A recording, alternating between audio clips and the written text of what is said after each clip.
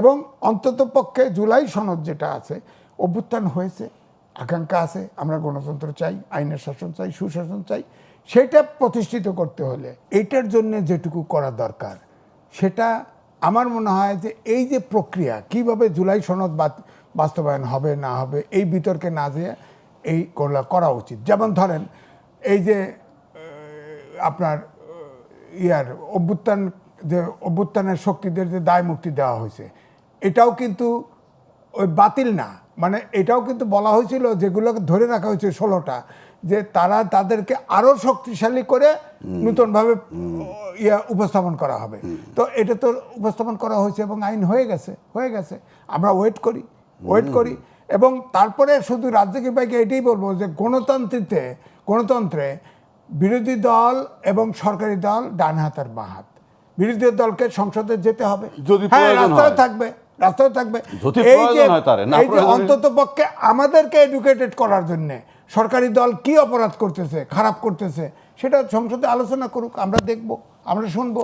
আমরা তো opinion builder, আমরা মিডিয়াতে কথা বলি, অপরাধের ব্যাপারটা করবো। যেমন আমি বলছি যে আপনি এয়ারপোর্টে দাঁড়ালেন, লন্ডন এয়ারপোর্টে দাঁড়ায়া প্রতিমন্ত্রী সাহেব, অ্যাডভাইজার প্রতিমন্ত্রী সাহেব লন্ডনের দাঁড়ায়া বলে দিলেন যে আমাদের বাংলাদেশের রাষ্ট্রদূতের চাকরি নেই। এটা হলো? তাকে আসলে কল ব্যাক করলেই তো হয়তো, পারেন নাই তো। বাংলাদেশ ব্যাংকের গভর্নর, আপনি সরকারে গেছেন, আপনার নীতি আদর্শ আলাদা, আপনি গভর্নর নতুন বানাবেন, তাকে বললে তো রিজাইন করতো। তো ওখানে তো আপনি এমনভাবে হুট করে জানে না, শোনে না, সে প্রেস কনফারেন্স করতে, তার চাকরি নেই। এটা তো হলো না, গণতান্ত্রিক পন্থা হলো না। তারপরে যে ক্রিয়া নিয়ন্ত্রণ বোর্ড যেভাবে করলো, একটা কনভেনিং কমিটি করছে, এটা নিয়ে তো বিতর্ক শুরু হয়েছে। তো এগুলো গণতান্ত্রিক রাজনীতি তো হয় না। তারপরে ধরেন আপনি, এটা ঠিক, যেমন সব জায়গায় লোকাল স্থানীয় সরকার সব জায়গায় প্রশাসক বসিয়েছেন, এটা আমি মানলাম যে আওয়ামী লীগের সময় ছিল যে অধিকাংশ পালিয়ে গেছে, এখন ওই প্রতিষ্ঠান ওইটাই আমি বলছি।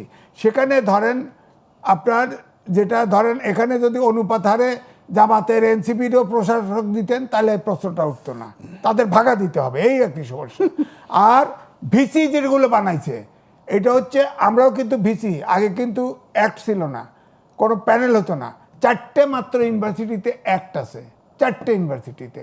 সেখানে সিনেটে ভোট হয়, 3 জনের প্যানেল হয়, রাষ্ট্রপতি একজনকে ভিসি বানায়। সে তো 4টে ইউনিভার্সিটি বাদে 156টা ইউনিভার্সিটি আছে, ভিসি কেমনে বানাবো? ভিসি তো নিয়োগই দিতে হবে। কিন্তু নিয়োগ দেওয়ার সময় অবশ্যই যে দক্ষ প্রশাসনে এবং সবচাইতে নাম করা শিক্ষক, বায়াস না, পলিটিক্যাল ক্যাডার ভিসি বানানো উচিত নয়। আমিও তো ভিসি পাইছি ইউনিভার্সিটিতে, সায়েন্টিস্ট মফিজউদ্দিন আহমেদ, কোনো বিতর্ক ছিল না। জিল্লুর রহমান সিদ্দিকী দূরবীন দিয়ে দেখতো, সৈয়দ আলী হাসান দূরবীন দিয়ে দেখতে হতো কোনো পলিটিক্স করে কিনা, এরকম ভিসি ছিল। ডক্টর এনামুল হক, আপনি ভিসি দেন না, এরকম বাছাই ভিসি দেন, সমস্যা নেই। কিন্তু পলিটিক্যাল ক্যাডারকে পুনর্বাসন করতে আপনি ভিসি বানাবেন, আপনার স্থানীয় সরকারে বসায় দিবেন, তা তো হয় না। এটা কারণ এটা নির্বাচিত সরকার, আপনাকে তো নির্বাচন দিতে হবে। এখন কি যাদের প্রশাসক বানায় দিয়েছে তাদের প্রার্থী করলে সবাই জিতবে? তাও তো নাও জিততে পারে। সুতরাং প্রশাসক বানানোর ক্ষেত্রে বানান, যেহেতু সব ছেড়ে দিছে বা আইনেও আছে, বুঝলাম। কারণ আওয়ামী লীগ বলছিল যে একজন সিটি কর্পোরেশনের 6টা সিটি কর্পোরেশন নির্বাচন হলো, সেখানে একটা লোককে বসতে দেয় নাই, বিএনপির 6টাই জিতছিল, একটাও বসতে দেয় নাই। কারণ ফৌজদারি আইনে হলে চার্জশিট হলে সে বাদ, কেস দিয়ে তারা বাদ করে দিয়েছে 6টাকে। তো এখন বাদ করে দিয়েছে, এখন অন্তর্বর্তীকালীন সরকার এসে আইন করছে না, সরকার মনে করলেই বাদ দিতে পারে, এখন আগাগোড়া সব বাদ করে দিছে। তো এই জায়গা কি আপনি আমলারা দেশ চালাবে নাকি? তো এখন তো নিয়োগ দিয়ে দিছে, ইলেকশন একটা হয়েছে, ইরাক ইরান যুদ্ধ, তাফালিং চলতেছে, সমস্যা চলতেছে, এখন নির্বাচন করবে, সময়টা তো দিতে হবে।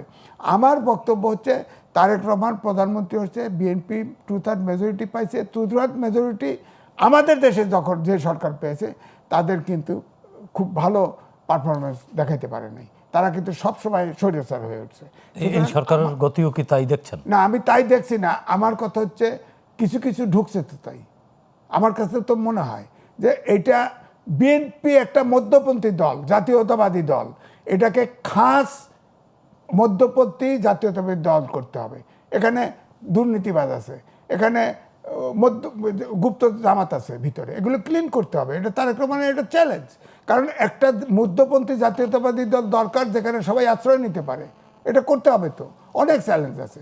তো তেলের ক্রাইসিস দরকার, এখন প্রায় হয়তো দুই সপ্তাহের জন্য আপনার সিজফায়ার হয়েছে, হয়তো এখন আস্তে আর মনে হয় যুদ্ধ হবে বলে মনে হচ্ছে না, কারণ পাকিস্তান মিডিয়েট করতেছে। এই একটা বড় সমস্যা কিন্তু গেল, কারণ জ্বালানি তো জীবন এবং জীবিকার লাইফ লাইন। এখান থেকে সরকার বেঁচে গেল। এখন তার নিজের সরকারটা ঠিক করুক, এবং অন্তত পক্ষে জুলাই সনদ যেটা আছে, অভ্যুত্থান হয়েছে, আকাঙ্ক্ষা আছে, আমরা গণতন্ত্র চাই, আইনের শাসন চাই, সুশাসন চাই, সেটা প্রতিষ্ঠিত করতে হলে যদি যা করতে হয়, এমন আপনি সংসদেই পাশ করেন, প্রক্রিয়া করেন, কিন্তু সবগুলো করেন। যেমন আপনার ছাত্রদেরকে দায় মুক্তি দিচ্ছেন, এরকম করেন। কিন্তু যদি না করেন, যদি আবার স্বৈরাচারের দিকে যান, তাহলে কিন্তু সবাই মুখ খুলবে। জি। এইটাই।